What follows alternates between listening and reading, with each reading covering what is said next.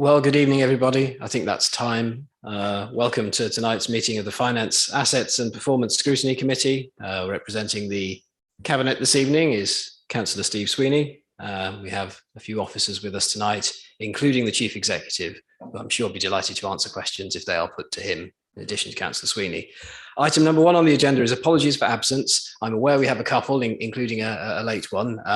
Would anyone like to announce their apologies for absence? Councillor Stubbs. Yeah, Councillor Kieran. Thank you, Councillor Stubbs. I understand that Councillor Kieran doesn't have a substitute because it's quite late in the day that he was pinged. So we send our best wishes to Councillor Kieran and hope he remains in good health. I'm aware that we've got with us tonight 2 substitutes on the Conservative group. Councillor Panter. Yeah, thank you, Chair. I'm substituting for Councillor Jill Burnett. Jill Burnett, thank you. And Councillor Cooper. Burt Proctor, please. Councillor Cooper there substituting for Councillor Burt Proctor, and I think that's everyone. Item number 2 on the agenda, declarations of interest. Does anyone have a declaration of interest to make? In that case, I'd like to declare my own interest. It will be relevant to the first draft savings plan, item number 4. I'd like to declare that I am a director of the New Vic Theatre, or the trust that runs the theatre. That would be for item 4, and that's my declaration of an interest. Item number 3, minutes of our previous meeting. Would anyone like to propose the minutes? Councillor Hutton? I propose the minutes. Do I have a seconder for the minutes? I'm happy to second the minutes then from the chair. Would everyone be happy with the minutes in the form that they are? Excellent, nodding heads. Item number 4 then is the Revenue and Capital Budget First Draft Savings Plan, commencing at page 9 of our agendas. Who would like to introduce the savings plan? Councillor Sweeney. Yeah, thank you. Thank you, Chairman. If I can introduce it briefly and then pass it over for questions. We first started this process, the budget gap we needed was £1.596 million. This is what we had to fill. After various different things were put into place, that was reduced to £1.313 million. The papers are in front of you today with the £1.313 million. I think this council has worked during the COVID pandemic, people working from home, people being off, people this, that and the other. I think to generate this set of reports in such a timely manner is great credit to our officers. Also point out that the audit this year was, I think it's fair to say, as good as the officers can ever remember having. The auditor's statement. The figures, I say £1.313 million. It's been a very difficult time for everybody to try to produce these figures. We're still waiting for the final government settlement figure, which will be, it might be at the end of this week, actually. It's got to be before Christmas, I think. So probably the end of this week, and we'll see what we end up with there. But no, I'm happy now to pass that over and ask any questions. Anybody's got any questions to ask? Thank you. Thank you very much for that, Councillor Sweeney. Does anybody have any questions? I can see Councillor Hutton and then Councillor Stubbs. Councillor Hutton. Thank you, Chair. I would just like to commend the Head of Finance and her team for putting this together. It's an incredibly detailed, and given the difficulties we've been in, I commend the team for the work they've done. Thank you. That comment will have been heard. There's no answer necessarily required to that. Councillor Stubbs. Chair, with regard to the budget, can I just confirm then that it's using a projected 2% council tax pay rise, or 1.99, should I say? Yes, thank you for bringing that up, Councillor Stubbs. I was actually say to my original monologue, but I forgot I was going to come back in. Yes, it is an assumed increase of 1.99, which is less than last year. Last year, I think it was £5. This worked out at £4.10 a year, or 8 pence a week, so which is less than last year, which I think in the trying circumstance we've had is quite an achievement. Although obviously no tax rise is a good tax rise. Thank you. Councillor Stubbs, did you wish to come back on that? Any other comments or questions at this stage? Councillor Pickup. I'm just shocked, as I am every year, that we keep finding these efficiencies, because there's going to come a point soon where we cannot keep bearing this budget down to the bare minimum. So I'd be interested to know how we manage to keep finding those. Is it something that for our suggesting and there are new initiatives out there, or is it simply that we have got that surplus in the budget? The second one I'm a bit concerned about is this life-saving detection system that's going to be used at Jubilee 2. I'd like to know a little bit more about that, because I certainly wouldn't be happy to be in a pool without lifeguards there. Yeah, thank you for that, Councillor Pickup. And very fair point. Somehow this council manages to save money every year. And I got elected on this council in 2006. And from 2006 onwards, we've always had gaps to fill. And we've always succeeded in doing so. And I think it's great credit to this council. The life-saving system, I had equal interest when my eyes picked up on this one. It's no lifeguards. There will still be a lifeguard. There just won't be two. There'll be one lifeguard, and this governs a thing that picks up things. Also, I think the members of staff who work on the reception desk in Jubilee 2 are lifeguard trained, if you like, but there'll always be a lifeguard. But Mrs. Wilt, sitting on my right here, she has got two twin girls who are 9, and she feels quite confident, you know, Sarah, with the system in place. I say she's got 9-year-old girls, and she's quite happy with it. I've not seen anything in principle, but I know it's something that is growing. And like you, Councillor Pickup, I had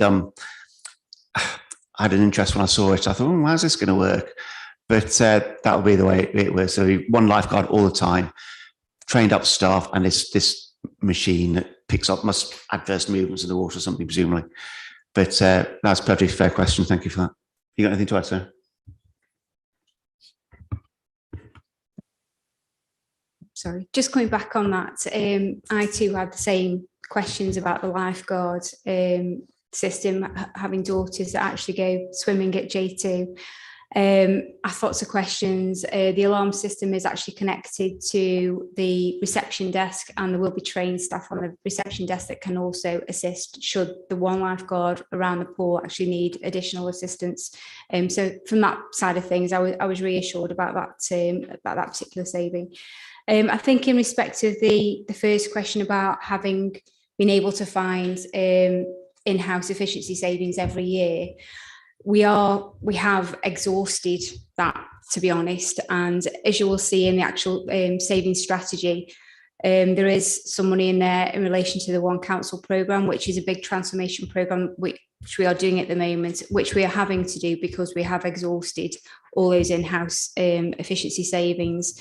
There's other areas where we are trying to rethink how we do things. So the garden waste bins, the green sort of stickers that go on the bins, instead of us posting those out, the actual waste service team will be delivering those as and when they, through the Bartex system, when the new waste year kicks in, the new green system kicks in. So it's tweaks around service provision that we are doing, rather than being able to find constantly in-house savings all the time, because like you say, we have exhausted all of those now. Thank you. The big saving is 601,000 on the One Council, and again, we've had obviously asked the question: is this a figure that's just been put in? And I think Sarah is quite happy now that it's a realistic and sensible figure for the savings. And I don't want to steal George's thunder, because you're going to be talking about it in a bit, but this will save, I think it's £923,000 a year, every year, forever. Well, that makes balancing the books an awful lot easier. Thank you. Thank you, Councillor Sweeney. Yes, the One Council programme update is a bit later on our agenda, so we can dig a bit more into that piece of work. On the face of it, it is an extremely impressive saving, and it is something, a coordinated effort over and above the budget efficiencies that the council's found in previous years. I've seen a couple of other councillors who'd like to come in. I'm going to go for Councillor Stubbs first, and then Councillor Waring. Councillor Stubbs. Thank you, Chair. Just a reminder more than anything, are we partway through a settlement as it stands, or are we waiting to find out our financial settlement from the government just before Christmas? We're waiting. Waiting till the end of this week, we think. You should be so lucky. Thank you then, Councillor Stubbs. Councillor Waring. Thank you, Chair. I think that this situation, following on from the comments that we've just heard, it just highlights how important it is that anything that we do in the future becomes an investment opportunity as far as possible and actually generates income from the council, for the council, I should say. We can't go on relying on simply precepts and things. We've got to be in a position where the council is an actual business generating its own funding. Thank you. Thank you, Councillor Waring. At this stage, I should get on my hobby horse. Having declared my interest, I do have a particular comment to raise in respect of it. It appears on page 13 under reference G5 as a line item. So it is apparently it's a housekeeping saving that we're considering, or that the authority is considering, a reduction in the direct grant given to the New Vic Theatre. I was going to say I've been copied into a letter that the theatre's addressed to Councillor Sweeney, and I was seeking reassurance that letter will be taken into consideration when these draft savings are made final. I think the point the theatre raises is that, like other services locally supported by the council, it does generate money. It does generate a benefit to our local economy. When I was the portfolio holder for leisure and culture, I inherited a taper on that relief. So one of the previous administrations had put in a taper on the direct grant such that every year it would be £10,000 less than the previous year. And I think I'm right in saying that had the taper continued, the grant that we give to the theatre would now be zero. And that's not something that we would wish to see. What I would say is that our grant is matched in a meaningful way by grants from the county council and from the city council as well. And what the theatre is constantly saying, to me certainly, and probably to others of the council who've been around, is that this funding enables all of the work that the theatre does. Now, it doesn't pay for all the work the theatre does, but what it does is it gives the Arts Council confidence to maintain the theatre at its current level of funding. It makes the theatre seem good to those people who make decisions about arts funding in this country. And I'd much rather see Arts Council funding coming to our local theatre than going somewhere else. Councillor Sweeney, have you received a letter from the New Vic in response to these draft savings plans? Yes, I have, Mark. I have Fiona wrote myself and the chief exec. Her main sort of thrust wasn't so much the money, it was more the fact that the buy-in that the City of Stoke-on-Trent, ourselves and the County Council jointly put money into the kitty to show that we are all engaged with the New Vic. And I think when they get their funding streams to the Arts Council and things like that, this is a very important part of the evidence that they can produce to show that all the councils are on board. But yeah, I've had a letter off Fiona, and I think we will set a meeting up and we will have a chat with her about a way forward. Okay, I'll leave it at that if I can. Thank you, Councillor Sweeney. I'm aware that the theatre's support from the county, for example, is agreed on the basis of the Arts Council funding. So it may be possible, it may be conceivable even, to agree with the theatre that our funding, or the continuation of the Borough Council's direct grant, is contingent on the fact that they continue to receive funding from the Arts Council. And they're also interested, I would think, in a longer term settlement. So the county council, for example, gives them money across a number of years. They guarantee the amount of money the theatre will receive, and they do so again because of the Arts Council. Yeah, I think one thing that he's pointing out is the county council and City of Stoke-on-Trent are vastly a huge amount more money than we do. And I don't think when you look at the figures of the money that we put in and the figure that Stoke and the county put in, there's a vast difference. And yet we're just a little borough council. So I think we hold on, but it is a discussion that we plan to have with the New Vic. Mark, thank you. Thank you, Councillor Sweeney. Would any other councillors like to comment on that, or any other element of what's in front of us? Councillor Stubbs. Only to back you up there, Chair. I mean, I had a thoroughly good 2 years doing exactly the same role as you're currently taking out, sitting as a trustee on that board. So, and actually, she's not here, so she doesn't have to declare an interest, but it's very close to one of my members' hearts. She actually works for the theatre as well. So, anything we can do to ring fence that money, if at all possible, I'd actively support. Thank you, Chair.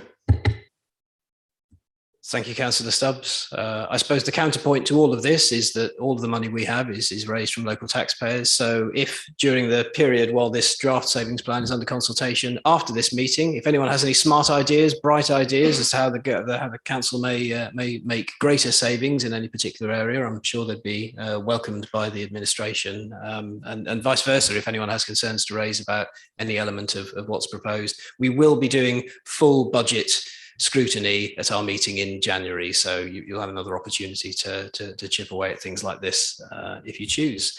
Are there any further comments? So I'll ask Councillor Sweeney to sum up. If go back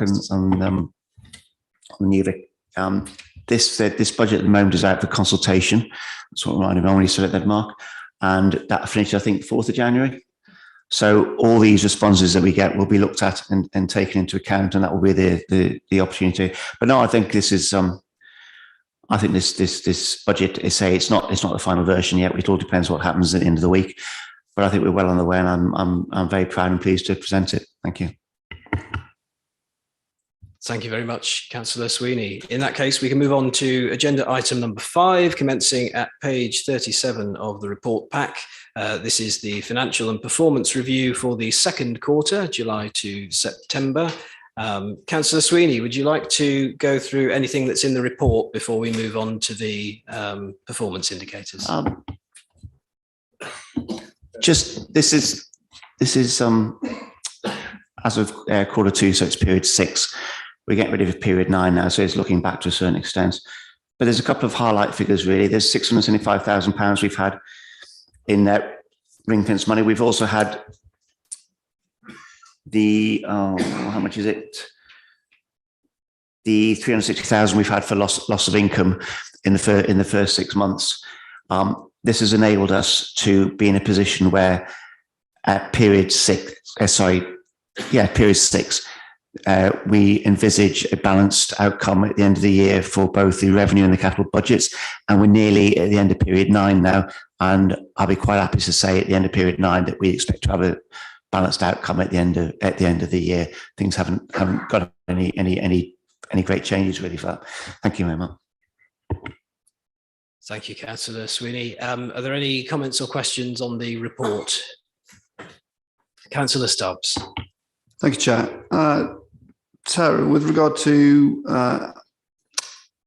item 2.3 point B, it says it's anticipated that council will be reimbursed the 360,000 in relation to the income losses. I know you wouldn't put it in unless you were quietly confident about it was going to be, but what sort of background have we got to confirm that? It's just been invoiced, I think. Has it not been? You sent an invoice off, haven't you, for that 360,000? It's gone. It's in the system now to be paid. It has. We've submitted the return. So predominantly, we're looking at loss of car parking income. The leisure centre, obviously, our income's still down from the leisure centre. So we've compiled all the information, and it's for the first quarter of this year where we can actually claim back that loss of income, which amounts to £360,000 in our case. So yeah, pretty sure we'll get that back. Thank you very much. In that case, we'll move on to the performance indicators, starting at page 45. Now, my memory is terrible, but I think we've got a new symbol. We don't have any smiley faces, but we now have a tick in a box in addition to the stars, the warning triangles, and the big red squares, weren't they? I can't see any. We must be doing really well. But we'll go then for priority number 1, local services that work for local people. Does anybody have any comments or questions to raise on those? If not, does the portfolio holder have anything he'd like to draw attention to in that first slate of performance indicators? No, I haven't. Okay. Chairman, the fact that I haven't, I think, is good news, really. Like you say, there's nothing bad on it. I'm inclined to agree. Priority number 2 then is growing our people and places, and there are another swathe of, well, in fact, all of those are stars. Any comments or questions? No, moving on then, performance indicators for corporate priority number 3, a healthy, active and safe borough.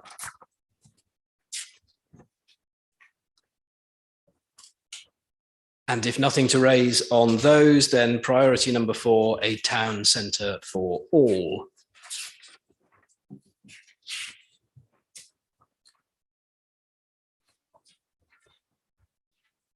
And normal bits. Yes, of course. Councillor Sweeney.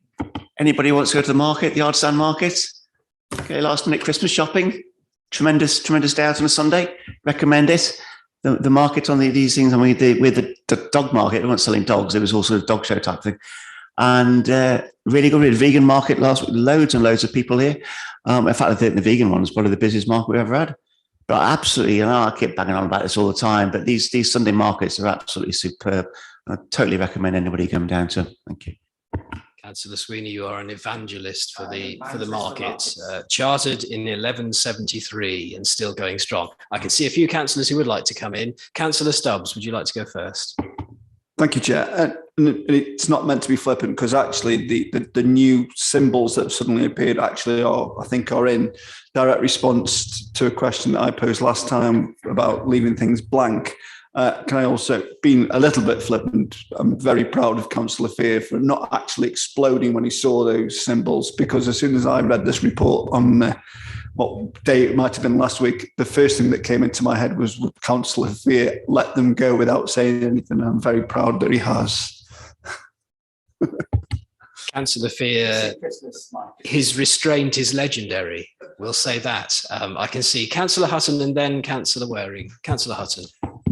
Thank you. In this a healthy and active, safe, it's about the CCTV. You know, it's in this section, isn't it? Sorry, priority 4. I'm sure I saw. No, it's priority 3.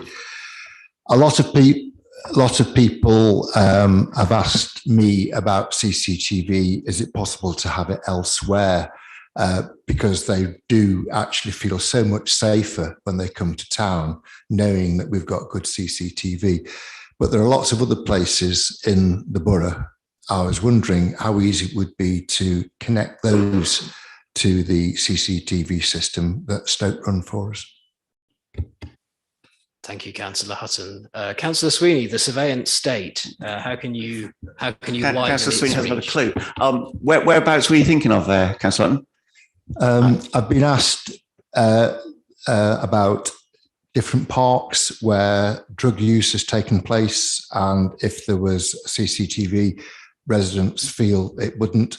It's not in my borough constituency, but I'm aware of it from County Council. I'm talking about Port Hill and Bradwell, where drug use has taken place in council-owned parks. And they just wondered that if there was a CCTV up there, would that stop the drug use? It's illegal drug use, obviously.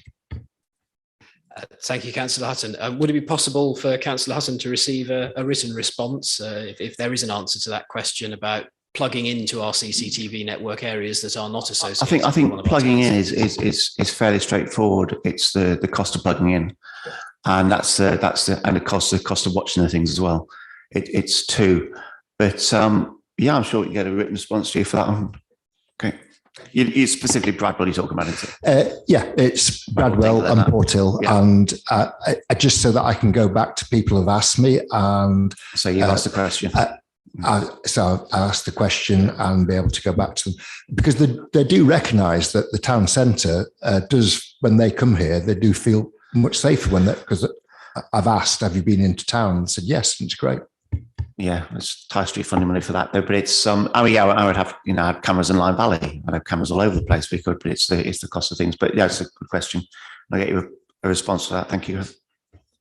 I think I would also be interested in reading that. So if it's possible for that to be circulated to the whole committee, I don't know if our clerk could make a note of that. So we'll hear a bit about that. I'm not sure that I would agree with the portfolio holder that I'd put cameras everywhere. but I understand that they are reassuring to the community. Are you responding directly to what's just been raised, Councillor Cooper? In that case, would it be okay if I go to Councillor Waring first? Okay, Councillor Waring. Thanks, Chair. Yeah, just as a bit of information, Kidsgrove Town Council is plugging into the Stoke-on-Trent system. It is possible to do. I wouldn't say it's easy, but you'd have to get into conversation with Stoke-on-Trent, make sure the equipment's compatible, and then sort of negotiate with them in order to do it. But as Stephen's already said, it's not cheap. So you need to also do it in conjunction with the police. That's just the simplest of sort of descriptions of what you need to do. My actual question was for Councillor Sweeney, what time do the artisan markets actually operate on a Sunday? Thank you. What an amazingly good question. They're certainly open by 9:30 because I've been down at 9:30. It's open. It goes on to about 3 o'clock, I think. But if you want one of the meat pies, go early because they sell out. They go by about 10, half 10. It'll be empty. But I think you turn up for 9:30 a bit. Then I think it probably starts at 9. They'll be setting up sort of 8 till 9. Okay, thank you, Paul. Extraordinary. Councillor Cooper. Thank you, Chair. Could you give me a progress report on people who are sleeping rough in Newcastle? I know it's improved, but there's still the odd one I've seen lying around the subways, etc. Could I have a report on that, please? We could ask. I'm not sure whether it's within the remit of this scrutiny committee, but if any councillor or officer who is present has an answer that they might give that could help Councillor Cooper, I'd be willing to hear it. Martin. Yeah, thanks. I've got relatively few actually rough sleepers as such. What we do have a number of people who do is what's referred to as rough sitting, who during the day will actually spend time in the subways, etc.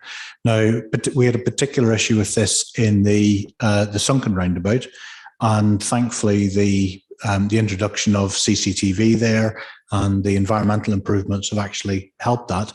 Unfortunately, what that then does is shift to other places. So we're now in the process of sort of, if you like, following that through with other improvements.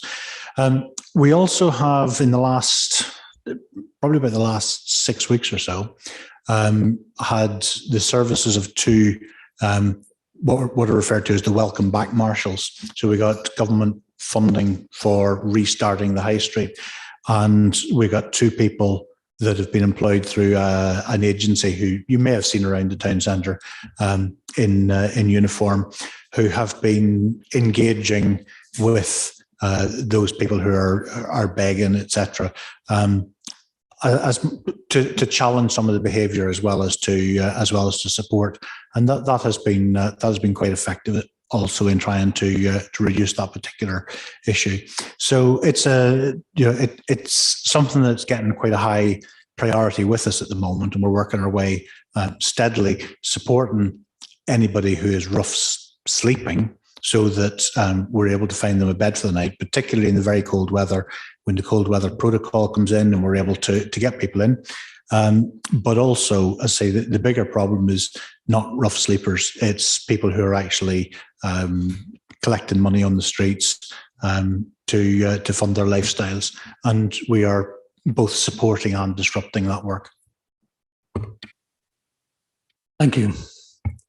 Thank you very much for that information. I think it throws into relief to draw it back to what this committee is responsible for. It draws into focus what it is that we're doing when we set a budget, and how as a council the budget setting process is critical for the support that we give to those in our borough who are desperately in need, and also for the initiatives that make our residents feel safe and secure when they're using our town centre from those who would seek to disrupt that. So I look forward to a more detailed conversation on our budget at our next meeting. That concludes the discussion then on the performance review. Thank you very much to officers for putting it together, and to Councillor Sweeney for presenting it. Agenda item number 6 then is the One Council programme update. Submitted report by the Chief Executive, but I'll ask Councillor Sweeney to introduce it, and then if our Chief Exec has any further comments to add, I'll invite him to speak. Councillor Sweeney. No, I'll introduce and pass over to George when I've done.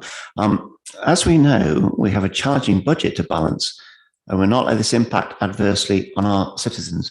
Our One Council initiative is directing an ambitious and broad programme of transformation across our services, which is driving efficiency as well as ensuring that our residents and business continue to receive excellent services. Over the life of the programme, we will identify recurrent savings rather than short-lived cuts, which will create a lasting legacy and ensure our financial stability for the future. We are at the same time building our digital sustainability and longevity in our systems, which supports the release of more manual resources. At the core of the changes is our people, and we are developing our culture and values integrated in the changes so that we can support our people to offer the best services, to see value in their work, and to be proud of working for Newcastle-under-Lyme Borough Council. Georgie Evans is the Programme Director for the One Council Programme, and we'll take you through a summary of work achieved to date and next steps. So I'll pass it over to you, Georgie. Thank you. Thank you. Not quite sure how I'm going to follow meat pies at a vegan artisan market, but I'll do my best. I have got just a short presentation to take you through. Can people hear me okay? Yeah. I'm doing that now, yeah. Okay. So the One Council programme is split into two main sections. One is these blue items at the top, which you can see, which we're calling our big operating blocks, or our big building blocks. And underpinning those is work across different services to make sure that all the work we do on a day-to-day basis is done in the most efficient way possible. So that work in the green there underneath is underpinning everything, and it's ongoing through the life of this programme. The 6 blue boxes at the top are distinct work streams as part of the One Council programme, which look at key areas of the council in terms of some of the services that we deliver and the way that we deliver them, and look to see how we can fundamentally change the way that we operate in these particular areas. So we have the leadership and management, and under that comes the culture really of the organisation as well, which has been referred to. We cannot really ignore that part of it. It's a huge part of the transformation. The IAG, which stands for Information, Advice and Guidance, and the website. And I'm sure a lot of you will have seen our new website and used it, and hopefully found it a lot more user-friendly and functional. The Customer Hub, which you may have heard referred to as the One Front Door, brings together our front-facing services and our interaction with our residents. And the aim of the Customer Hub is to solve individual queries as much as it can through one point of contact. So the key officers in those teams are being trained across a number of different services to be able to support a number of different queries from residents and businesses. The internal support services, what we are going to be launching here is an overall service which can help the officers across services to self-serve. So there's not as much manual resource needed in terms of undertaking actions such as HR processes, finance processes, and items like that, but also just to try and make sure we're streamlining those processes as well. Our mobile multifunctional team is a pilot at the moment. We are looking at the town centre in particular, and actually in terms of the rough sitters and rough sleepers question, this is really quite key in terms of addressing some of that and the town experience. So what we have here is a group of people from previously distinct services working together more closely to address different needs as they arise. So anything that sort of slips through the net in the wider service provision, these officers will address as they see it. The box to the right, which is slightly blocked there by the videos, is the strategy and performance arm of the organisation. And this is really quite key in terms of making sure that the work we're doing here continues in a strategic direction, that we have a plan moving forward. And also we are driven really, really firmly by this performance culture that we're building in. So we aim to make sure that we are we are horizon scanning what are we doing in the future, but also measuring where we are and where we want to be to make sure that we're carrying on track as we intend to. So this is the overall structural changes in the programme that we're delivering. What I'll do is just take you through a summary of each of those blue blocks in terms of where we are now and what the next steps will be. So in terms of the leadership and development, which takes us into cultural development, we've developed a set of values and behaviours which we will deliver across the organisation, and our people have been involved in developing these. They set out our core intent really in terms of how we do things, and how we expect our staff and our officers, but also our partners to work and to deliver our services to our residents. So the first one there is about our people. We want our people to be empowered and enabled to do the best that they can do, to see the opportunities of development and to trust and respect each other. The second one there is performing well and getting things done. And this harks back to that performance culture, making sure that everything that we do to the best of our ability. We've got a clear focus and we're accountable for what we deliver. And the third one there is really, really important in the current climate. We're working together. That means across services internally, but also within local partnerships. We cannot work in isolation. That's not how local government can possibly work. And we want to harness those partnerships and drive them forward. In terms of developing those values and the work across the cultural aspects of the One Council programme, we've put in a series of cultural surveys. We did our first one last year and then another one this summer.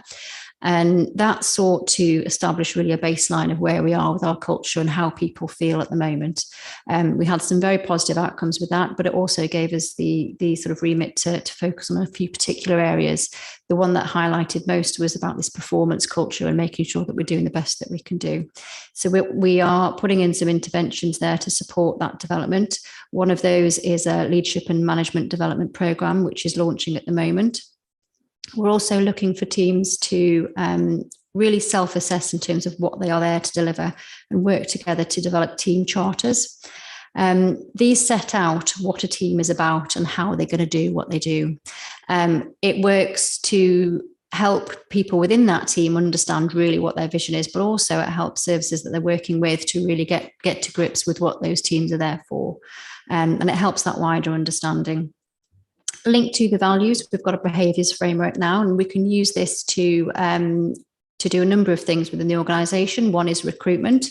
We recruit to our behaviours, we recruit to our values, but we also appraise to them, we talent manage to them, and we manage our performance against them. And it really helps bring to life what we mean by some of these values, which can be a bit ethereal to some people. So when we talk about behaviours, it's what you do, how you speak to each other, how you behave. And then the final thing that we're looking at really in terms of our culture is wellbeing inclusion.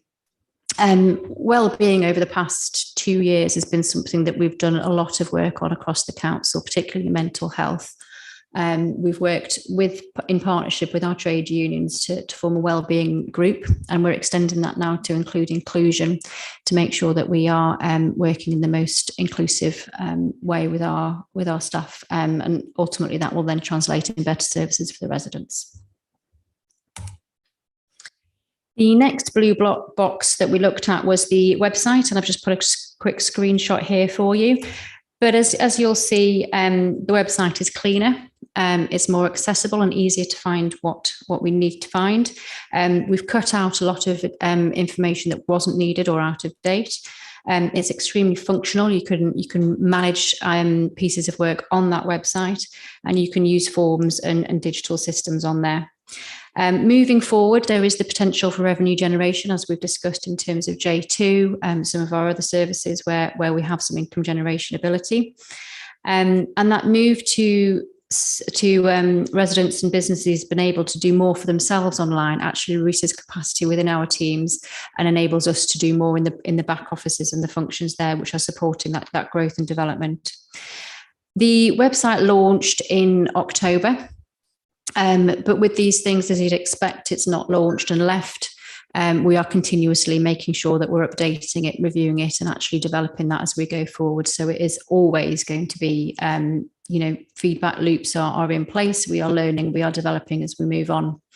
But our overall tagline with this is to save time, do it online, to really push things to that digital space. Very much hand in hand with the website, and that shift to a digital service is the customer hub or the one front door. In this team, which at the moment is in phase one, it's come together through a number of different services. Customer services are Revs and Ben's team, and moving forward our housing advice service. Their aim and their sort of vision is to solve those customer queries at first point of contact. So the things that people are not able to do online, they will be able to address with one individual and one phone call, which is the vision. We are upskilling team members from those different teams to be able to cross cover the different services and to understand and be able to address a range of queries. Much of what they are doing is pushing people to use the website more and supporting people to use the website more. We know that not all of our residents will be able to do that. So we're not cutting off that contact, obviously, but we are trying to educate and help people develop in that way. And again, with this service, it's not launched and left. We are continually learning what's working well, what's not working so well, and putting in that support and that help to really continuously improve that service.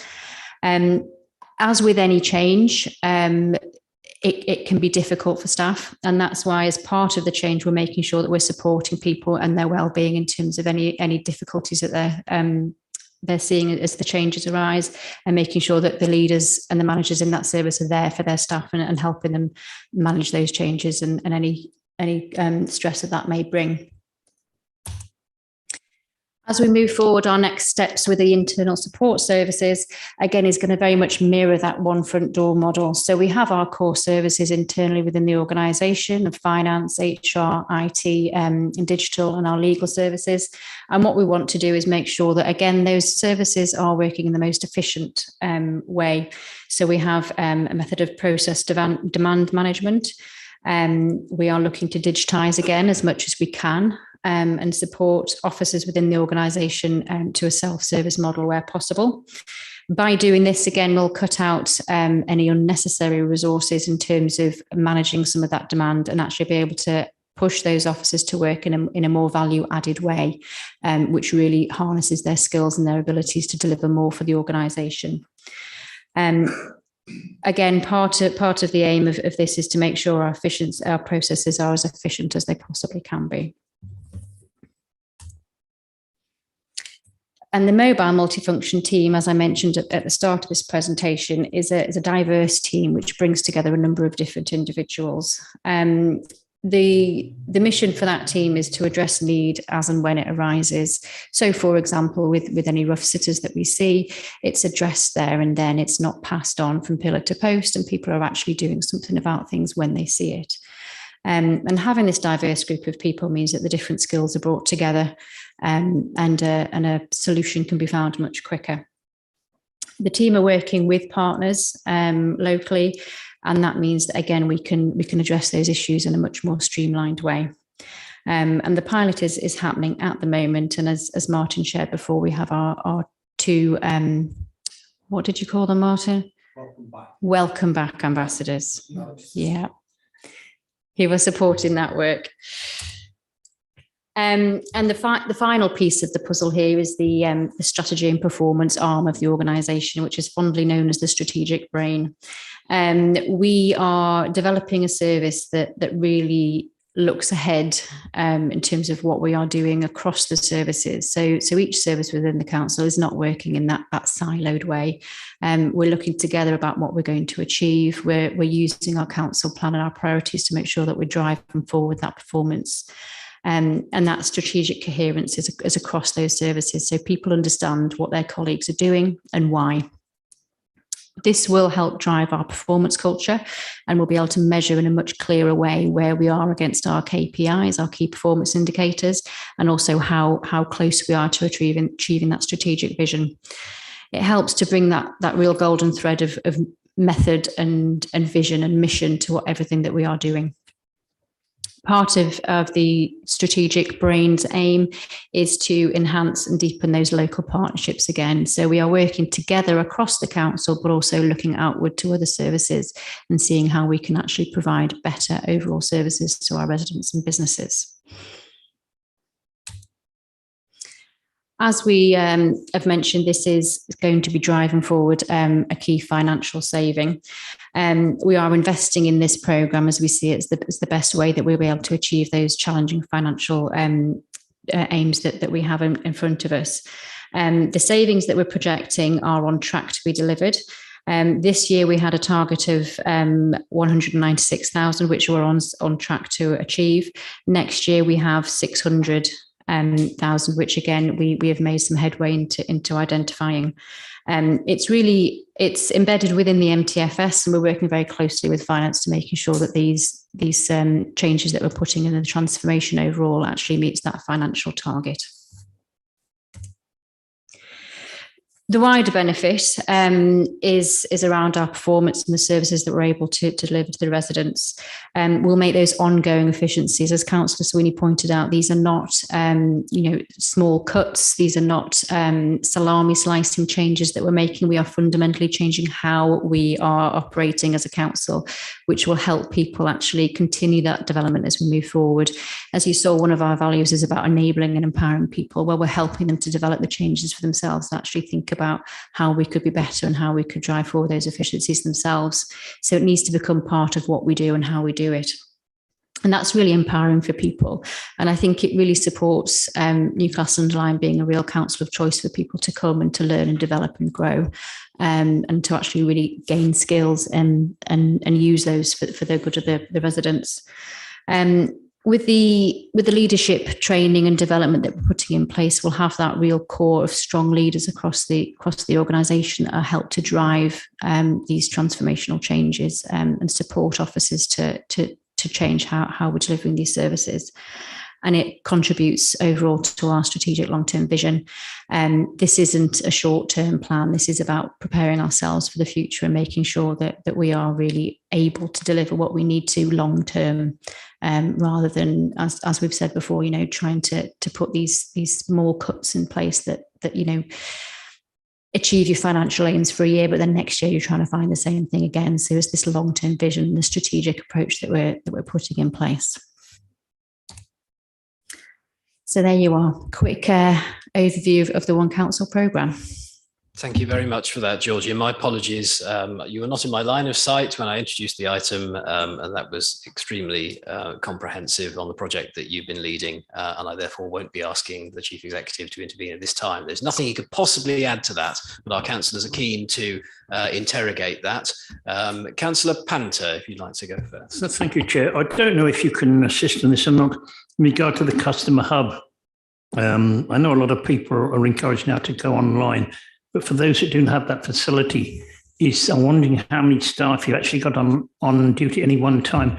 The reason I ask, because I had a phone call this afternoon from a lady who's 3/4 of an hour trying to get through and got nothing.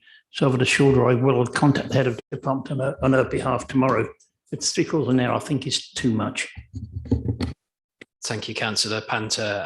I don't know if you'd like to respond to that, or if Councillor Sweeney had anything to comment, or you'd be happy to get back to him later on.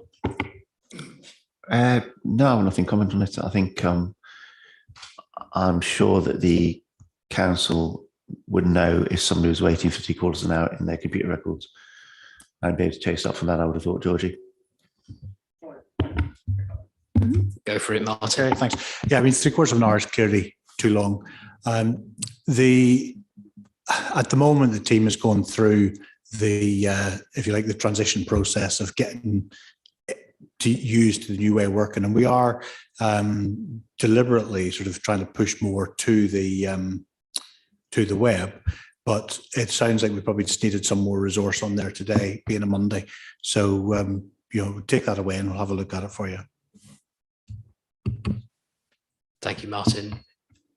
Councillor Stubbs, I can see you next. Thank you, Chair. The leadership and management are very, very supportive of that, and anything of the staff to get better value for and with the staff is fantastic. I do want to look though at the sort of the One Front Door and website. Obviously, Councillor Panter sort of already opened the door to it. 4.2 million people in this country have never used the internet That's a fact. That's 7.8% of the country. In the West Midlands, that's actually worse. It's 9%. So, you know, we're almost at 1 in 10 people can't go to the web because they've never used the web. And we're not in the service of training people how to use the internet unless somebody tells me any different. So there's that 10% of the population or 9% of the population that isn't covered by pushing everybody to the website. I understand the financial reason for doing that, but actually we are here for one reason, to look after our residents. And at a start, we're not looking after 9% of them because they are not able to use the internet. So the next thing is the one front door, the customer hub, and that's fine. So you're a resident in Newcastle and you walk happily into Newcastle and you walk into the customer hub. If you're in the second town of Newcastle, you get one morning a week by appointment only to walk into a customer hub. And I'm not even sure that's actually working yet. So you're completely disenfranchising at least a third of the population of Newcastle that would use one particular customer hub. And at the moment, and I think it's only talked about, I don't even know if it's in operation yet, that it's only open for one morning a week by appointment. And I think if you're going to lose the number of people that are going to fall through the gap, and you can actually work it out, if there's 9% of the population that can't use a computer, but they can't actually visit the hub because it's shut and they haven't made an appointment, how many people are going to fall through a big, big gap there? I want this to succeed. I don't have a problem with the program overall, but there seems to be a particularly large gap there that needs filling. Thank you, Chair. Thank you, Councillor Stubbs. Martin. Yeah, thanks. The hub, when we refer to it, isn't just the, if you like, the physical building. It's the overall approach. And just to be clear, there are the three routes in. So clearly, we're encouraging people to go to the web, but it's completely recognised that there's a cohort that haven't used the web, probably may not have the facilities to use the web. So for that, we also have got the phone system. And then there's also both here and in Kidsgrove the opportunity for folk to call in. And the reason for going to the appointment system is really in order for us to make best use of staff resource. So rather than have people, for example, sat in Kidsgrove waiting for folk to come in, we're able to deploy people there, knowing that there's actually going to be a package of work and a series of customers for them to see. And as we see the pattern of this settle, it'll allow us to get the precise mix of face-to-face, of phone, of web access. So when we talk about the hub, it's not just the physical; it's the overall offer. Thank you. We'll let Councillor Stubbs come back on that, and then we'll move on. Thank you, Chair, and thank you, Martin. I fully accept that there are options available, and actually, probably one of your last sentences sort of does answer the question that this isn't set in stone. This could change going forward, but it still very much seems to one cohort of people in one part of the area that they are treated differently than others in another part of the area. Now, that's pure geography, and I understand that, but you don't have to make an appointment to walk into a customer, well, call it whatever you want, a customer centre in Newcastle, but you're expected to elsewhere. And that's sort of offering a two sort of tier service, which I don't think we should be doing. Thank you, Chair. Okay. Yeah, I totally take that. And as you say, it's not set in stone at the moment. There are, for example, one of the pieces of work we were talking about today was around licensing. And it's probably less relevant in terms of the sort of, if you like, the customer in Kidsgrove scenario, but it'll give you a sense of where things are changing. Trying to get to the point, for example, where a lot of licensing inquiries can actually be self-service, people filling in electronic forms. Now, currently, we're staffed up to take those calls. In time, as more of those go online, we'll actually then be able to flex that resource to do other things. So yeah, it'll be, and there are times of the year when we flex things differently. So there is a particular point, which I guess we're in probably the back end of now, when we've had the latest batch of people booking their garden waste subscriptions, for example. So, you know, we flex the resource in order to meet what we understand to be the particular demand points at different times. Thank you, Martin. I think there's a fair point been raised there. I think digital exclusion is very important. We've discussed that at this committee before, and the people who can't access the internet are also more likely to be the kind of people that need certain services from this council, or maybe in greater need than others. And of course, we've got a huge borough. It's not just the second town of the borough, but the borough extends in the opposite direction just as far. So we'll move on then. I see a few councillors have expressed an interest in speaking. I'm going to go for Councillor Waring, then Councillor Fear, then Councillor Cooper, and then Councillor Hutton and Councillor Pickup. So everyone will get, Councillor Parker would like it as well. So we'll start off with Councillor Waring and we'll make some progress. Thank you, Chair. Yeah, just going on from what Councillor Stubbs has said. My concern with the facilities in Kidsgrove is that it's most people, having seen them closed for so long, won't realise that it's even open. And so what will happen is people won't use the facilities. Then it's possible that the borough will then assume that there isn't a need. So as I mentioned, I think at the last council meeting, I think it's important that we tell as many people as possible that it actually is a facility in Kidsgrove. And the other point I'd like to make is in relation to telephone calls. For years, I've been asking if it's possible to identify the amount of time that people spend on hold, because it's all very well answering the phone within 3 rings, but if you then sat on hold for 20 minutes, it's a completely different position to having somebody say, well, we answer all the phone calls within 3 rings. It's just a totally different concept. Thank you. Thank you, Councillor Waring. Well, we'll ask officers and Councillor Sweeney to come in at the end. But what I would add to that is that I'm aware that some of my residents have on occasion found it difficult to get through to the council by telephone as well. So there might be an appetite within this committee as part of the cabinet update at our next meeting, if we could see if it would be possible to see some statistics on the way in which our customer services are answering the phone. That might be something that they're interested in applying a little bit of scrutiny to. Councillor Fear, you are next on my list. Thank you very much, Mr. Chairman. First of all, I'm going to say I am pleased by the new Luke internet. In fact, I used it to consult the documentation for this meeting, and it's a lot easier to get hold of. And the stuff, I don't know whether this is just because I was pleased about the feel of it, but it seemed to download that little bit quicker as well. So hats off for that. Just one thing, if I may, going right way back to the beginning of the presentation, and an observation and a question.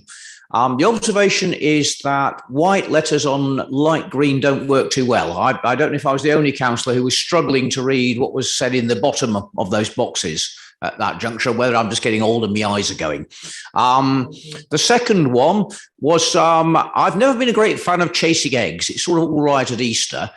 Could you tell me what a scrum approach is? Because it sounds like absolute chaos, quite frankly. We will ask, I think, for a direct answer to that second question. So the scrums are part of the methodology that we're using to deliver some of these changes. The methodology is called the Agile Methodology, and what that seeks to do is make incremental change and then learn from it, develop it, and change further.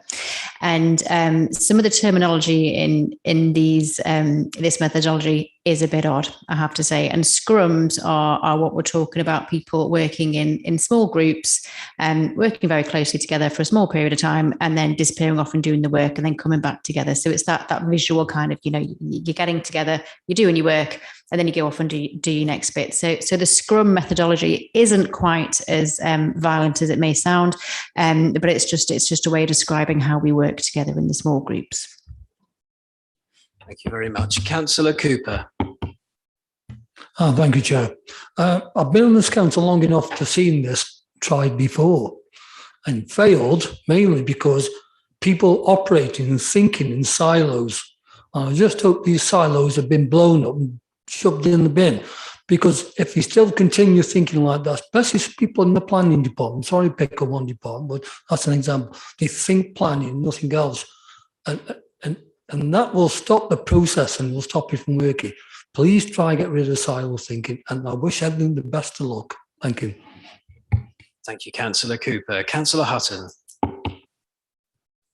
Thank you, Chair.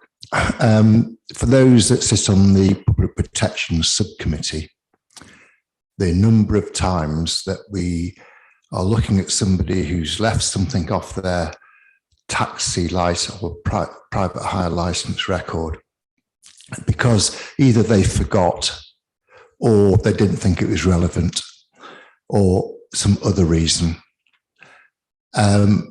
It's numerous. And if we had them applying electronically on an electronic form where their full record was there for them so they wouldn't make a mistake, it would save a lot of my time, a lot of council staff time. It would cut the cost of taxi licensing to the operators because we charge what it costs us. And if it costs us less, we charge less. So when will that go live? Because I'd like it to go live before Easter. Thank you. That is, again, a direct question. So is there an officer who'd like to offer an answer? Yeah, it's the forms for the licensing part are actually, I think one of them is complete and the other one is very nearly complete. So it'll be going live very, very soon. And certainly like before Easter. Phenomenal. Councillor Pickup, you were next on my list. It might be that might be a bit of a daft question, but I was just thinking, everything seems to be web-based. Have we not got an app or anything like that? Because some people do have access to the internet on mobile phones, but wouldn't have it necessarily at home. So if we can access things via an app, we might be able to bring some more of these people that are being left out into working with us. And the second question was to do with the welcome back ambassadors. Again, can we see them in Kidsgrove every now and again? We're getting some quite bad behaviour in Kidsgrove Town Centre currently. Even just an odd day or two would help, I think. If we can't have the ambassadors, could we have the electric lifeguard from J2 go over to Kidsgrove sometimes? You'll be pleased to know that the overall concept of the mobile multifunctional team, for which we must find a better solution or a better title rather, very clearly within their brief is not just the town centre, it's the town centres. So at the moment, I think the marshals, I'm not sure that they can do Kidsgrove, but certainly the overall approach will cover Kidsgrove and indeed in time, hopefully some of the district centres as well. Thank you. Oh, Councillor Hutton says, what about the app? Do we have an app for that? We haven't got an app as yet, but it is one of the things that we've been looking at is as we get further down the road with this, both developing apps, but also, is it bots they're called? You perhaps... Bots, apps, the works, yeah. And the website has also been designed to be easily accessible from a mobile device as well. So whereas it's not an app based at the moment, you can use it from a mobile, which I think we did used to struggle with the old one. There's an answer to that question. Councillor Parker, you are next. Thank you, Chair. Having listened to a lot of what members have said, my question is regarding the benefits and the annual savings.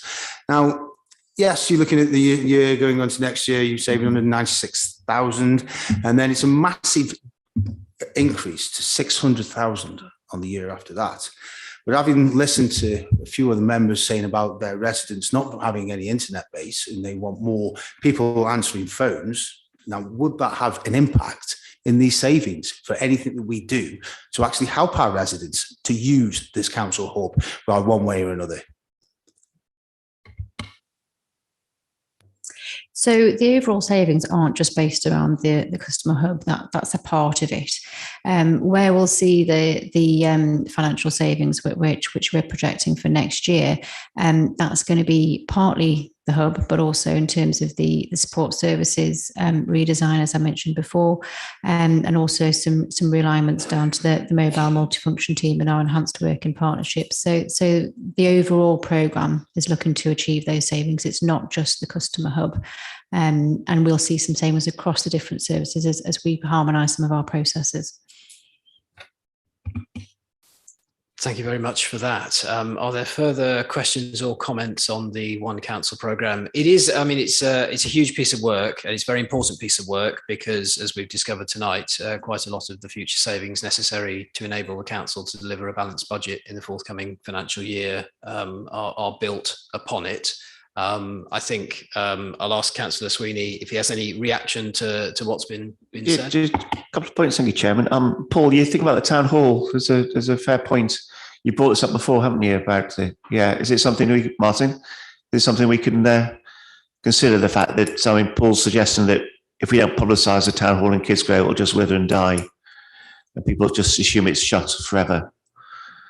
It didn't seem an unreasonable point that Paul's made on. No, I think it's a reasonable point for us to just check that we're doing all that we can to publicise the fact. That. Yeah. The second thing is, Mike, in response to yours about digital exclusion and things like that, I think this council's made a very conscious decision that we wouldn't actually cut anything off. People will always have the option. Obviously, we'd try to persuade them to go to the web or whatever, but we will always have the option if they need to be able to speak to somebody. Thank you. Thank you very much, Councillor Sweeney. Briefly then, Councillor Stubbs. Very quickly, I mean, self-service terminals, for example, which you can use in Newcastle, which are great if somebody wants to walk into a building and still use the technology. There are large swathes of Newcastle that can't do that. And even if there was a door open, and I don't want to keep making it Kidsgrove centric, but Kidsgrove would be an easier one to do because that building's manned by the town council as well. So, between 9 and 1, the door could be open. Now, I know obviously COVID's going to do wondrous things to that, but even if there was a self-service terminal in the contact centre in Kidsgrove, that would open a lot of doors as well. Thank you. Thank you very much, then, Councillor Stubbs, and thanks for the presentation again. We'll hear more from that. I believe we'll in the future have further updates on the One Council programme. Item number 7 then is the work programme. We're coming towards the end, not just of the council's year, but also of the 4-year cycle of this council. So the budget scrutiny that we undertake on our meeting on the 20th of January will be the last budget scrutiny that we do as a committee in our current format. Now that meeting at the moment has got both the draft budget and the schedule of fees and charges on it. I don't think we want to be adding hugely to that because that's quite a big piece of work. We want to do it on its own. But what I did say earlier is if as a brief update from Cabinet, we could have a look at the figures in relation to customer service, because that is within the remit of this committee and a question was asked about it tonight. So we may not have time to go into an extensive deep dive, but it would answer, for example, some of the questions that have been put to us earlier. Is that something that we can ask for then? Are you happy with that? Excellent. I see no nodding at all, but it's going to happen because I asked for it. Are there any other items that people would like to see on the next agenda? Are we content to go forward with the next meeting, which, as I say, is on the 20th of January as a budget scrutiny, pre-cabinet budget scrutiny, including the outcome of the consultation that closed on the 4th of January on the proposed savings? Is that right, no. Can you just run through the points that you want us to get answers on, so that we've got them right and not mixed up? So I think we had a question about the telephone ringing. If I'm right, Councillor Panter, what you're looking for is an indication, and Councillor Waring picked up on that as well, the number of calls that are dropped as opposed to answered, and if there is an average waiting time, what that is. And if, for example, our records do identify cases in which residents are waiting 45 minutes to have their calls answered, would an officer or a member of the cabinet be prepared to come here and defend that? Because as the chief executive has said tonight, that's not acceptable. That's not the sort of service that we should be providing as an authority to our residents. Councillor Hutton, did you want to jog my memory? No, it's just that on the 24th of March, we've got the commercial strategy review coming to us. And I was wondering, is it 24th? It is the 24th, commercial strategy update. As you know, we've had a rather excellent procurement strategy written by council staff and approved by us. And I was wondering if we could have an update on, has that made our procurement more effective or not? Because that's a subject dear to my heart, and I think part of the commercial strategy. You've got 3 months. I thought it'd be nice to bring an update on that. Thank you. So yes, for the March meeting, if it is possible to scry into the performance of that procurement strategy that was scrutinised here and agreed by cabinet, we can consider that in March, I think, as part of our deliberations. Councillor Hutton is an enthusiast for that procurement strategy, just as Councillor Sweeney is an enthusiast for the markets, and I love the arts. So they're all passionate about something in the room, and that's good to see. We'll have an opportunity. So if anybody thinks of anything at the end of our meeting in January, we can put it on the agenda for the March meeting, because at the moment you can see for yourself what's currently up for. Yeah, can you just remind me on the other so yes, I had. So in fact, the thing that I can remember is that question about telephones ringing. Are there any other questions that councillors would like to see written answers to? I think the other issue was around cameras in parks. Yes, cameras in parks. Yeah, so I think we've probably got a cameras. I think yes, for areas that are not within the town centre boundary or the Kidsgrove town centre boundary, because it's community reassurance, but there's also a cost associated with it, and potentially there are also logistical problems that are associated. But there's no reason in principle why we can't have an answer to that. Those two answers: cameras and telephones. Cameras and telephones, yes, and I think that's everything, I believe. Any more for any more? No, excellent. That draws us to item number 8, public question time. I've been made aware of no public questions. Have our officers? No, again, I don't think there are any public questions. Item number 9 is urgent business. I'm not aware of any urgent business, and neither is anybody else. Item number 10, date of the next meeting, and that will be the 20th of January. So this is our last meeting before Christmas. Have a very, very pleasant and restful holiday period, everyone. I'll see you next year. Thank you very much. Meeting closed.